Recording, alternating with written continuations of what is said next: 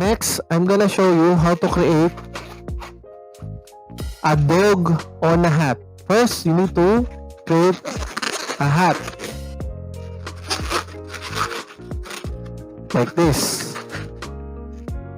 Make a loop together with the dog.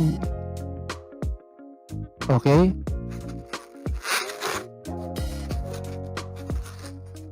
And arrange the dog properly like this. So instantly, you need to put this portion downward here, so that when you put this hat on your head, it will stay the dog, the right position. See? The dog. That's it. A dog on a hat.